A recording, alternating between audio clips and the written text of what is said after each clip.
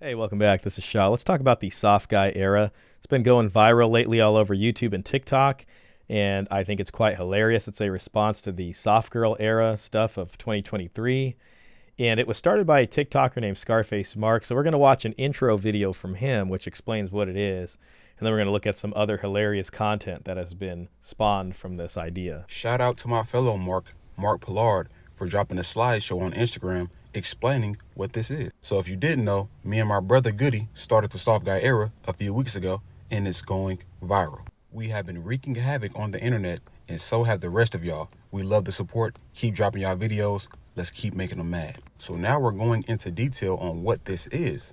The idea. Men in their soft guy era want to find high value women who can take care of them in ridiculous ways. Yes, we do. They want us to have money. I want my woman to have money as well. It's only right. Drizzle Drizzle. The soft guy era is a response to the soft girl era of 2023.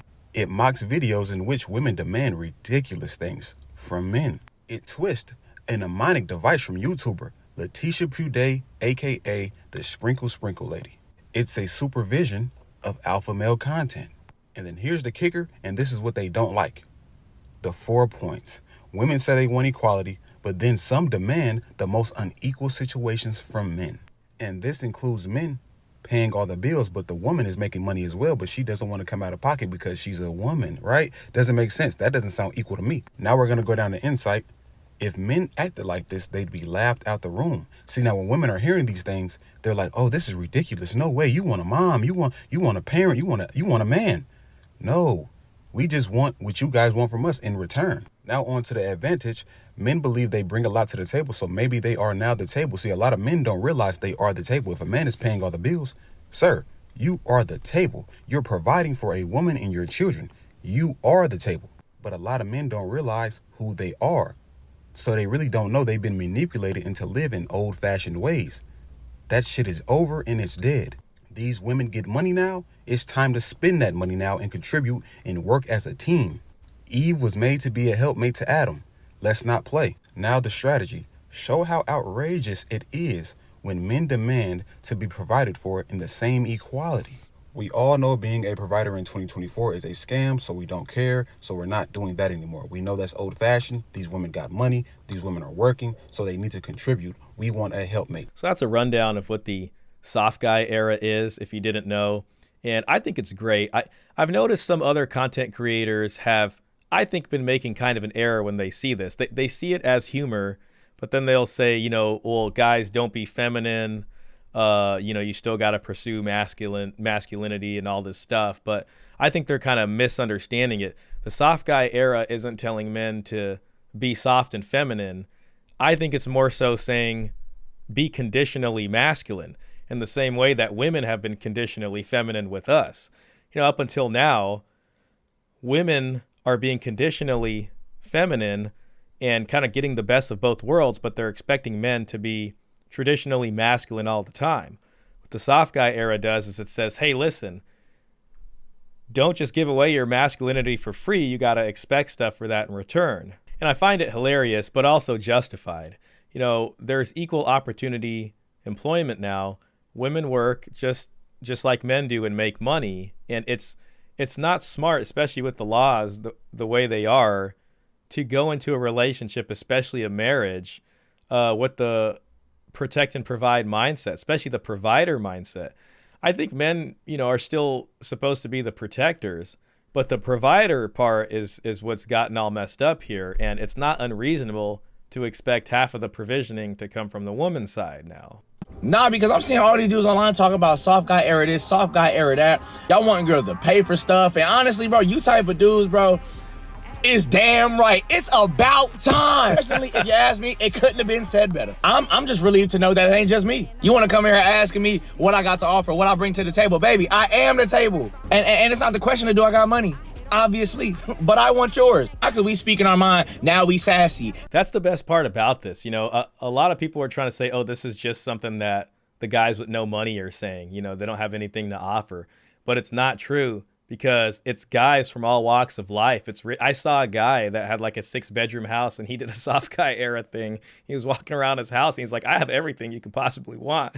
And then, it's that's what I love most about this, is that it's a unifying phenomenon. Now we acting zesty. What y'all be saying? And did. Don't care. I'm finna put your ass to work. I'm looking for the big ballers, okay? When that bill come to the table, don't even look in my direction. It's giving broke girl. And baby, if that's the case, that's fine. Just say that. No judgment, but next caller. I'm sorry, boo. No money on your dunyon. It's gotta go. At this point, I'm not even answering the call unless I get a cash app first.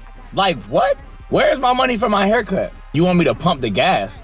I forgot my wallet from me, my favorite line. And don't ask me to take out the trash. Baby, I'm in Margiela's. This ain't no soft boy era. This is a soft boy forever. What are you talking about? Let's watch a couple more, just because these are too good. I just got off the phone with someone I was seeing, and she asked me how my day was going, and I explained I was at the airport. And then she said, I'm glad you got there safe. And I said, yeah, I had to take an Uber. I had to block her. I mean, she was great and everything. She was emotionally intelligent, always paid for dinner, pretty much catered to my every need. But if you hear I'm taking an Uber to the airport and your first move is not to open up Venmo and send me money, are you even a real woman? And then you find out I'm on a commercial flight and you don't immediately charter me a private jet? I know my worth, Drizzle Drizzle. I'm in my soft guy era. I want to be pampered. And if you're broke, just say that. And I'm sure later she'll come around looking for some sugar, but this sugar don't mix without drizzle. So you can kind of see what's happening here. Obviously, it's humorous, it's funny, but there's an element of seriousness here. And I think this is something that's inevitable. Not everybody's going to become a passport bro and leave the country. It's just not a solution for everybody. If you grew up here, not everybody wants to leave their home. But that means that most of us do have to deal with modern women the way they are now. And it's always going to be something like this. I mean, I just can't see it another way, especially if it comes to marriage. It's like, who wants to sign a marriage contract if you're 100% the provider? It's just not a smart idea. But if you're expecting her to bring some type of finances to the relationship also, then we can maybe get a bargain going. But if that's not going to be the case, then expecting unconditional provisioning from men is ridiculous. No. One thing that I think would be really good is to see debates or discussions between the current red pill folks and these newer soft guy era guys. Because I think there are some points of contention that they will eventually come to a head on. Current red pill advice usually centers around a kind of hyper-focusing on self-improvement. I think self-improvement is good. I think it's good for everybody. But current red pillars will sell or put an overemphasis on self-improvement as the solution to all of your dating woes.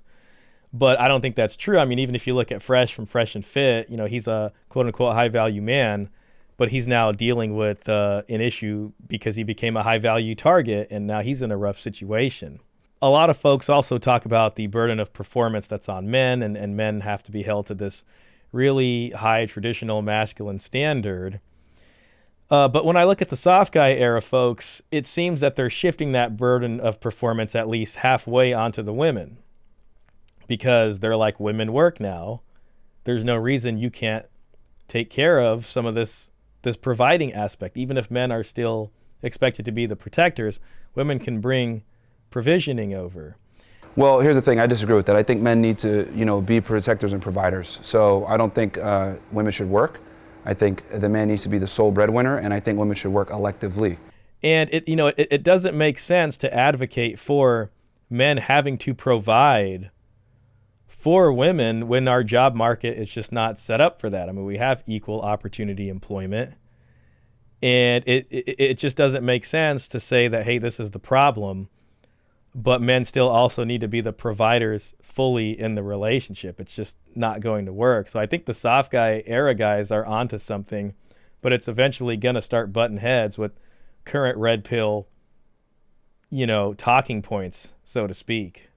I don't even think it's entirely out of step with some of the stuff, Myron said in his book, Why Women Deserve Less.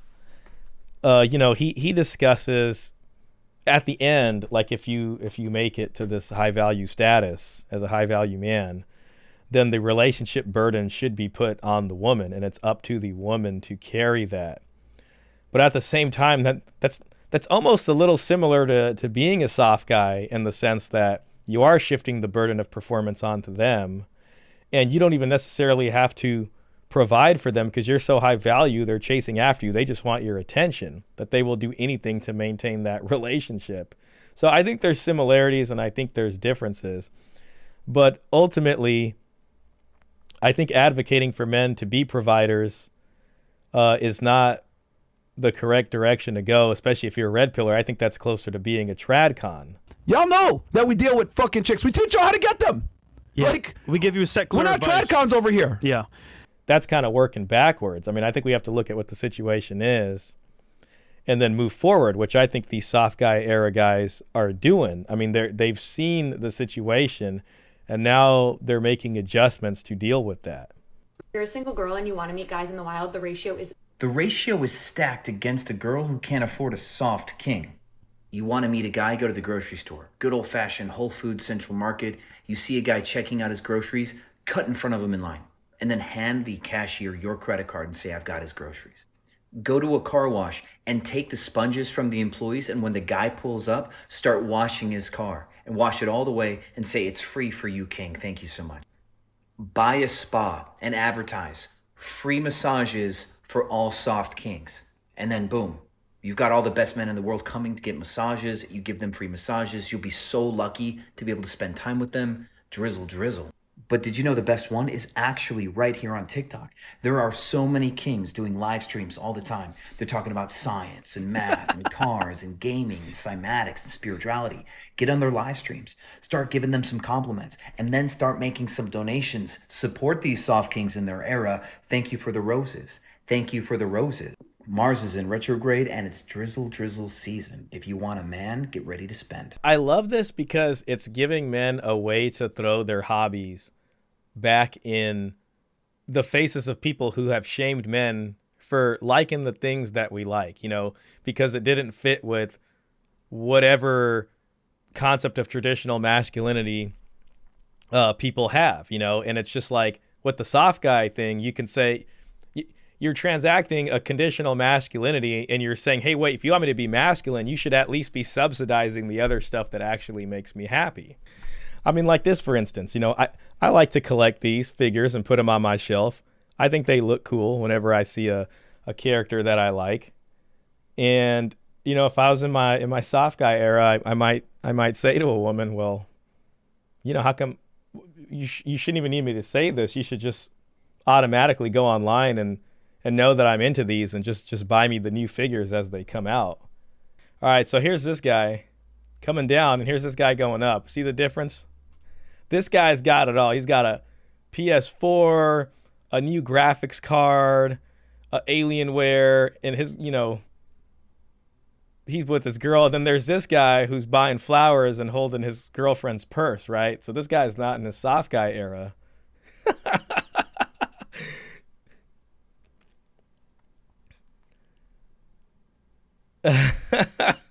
Another thing that's interesting about this to me is that what's funny is that I've always kind of, I think, understood this. And even with the soft girl era stuff, I always felt like there was something that was not genuine about it, in the sense of like, how could someone be conditionally feminine? Like, isn't that supposed to just be part of your nature, to be feminine or to be masculine? Nowadays, doesn't really seem the case, and women who are more masculine want to try to transact femininity and say, hey, if you want me to be feminine, then this is my demands. And men now have to basically have an answer for that, and it's like, hey, if you want me to do these masculine things, then you need to come to me with offerings also, and those tend to be financial, like in some of these videos. And I couldn't agree with it more. Like, women are working. The whole job market's messed up. The job market does not work in a sense for a man to be a provider. It's Complicated Channel has a great question he asks people where it's like, how can men be expected to be providers if they're competing in the same job market with women? How are men supposed to be providers when they now have to compete in a job market that favors women? That's fair.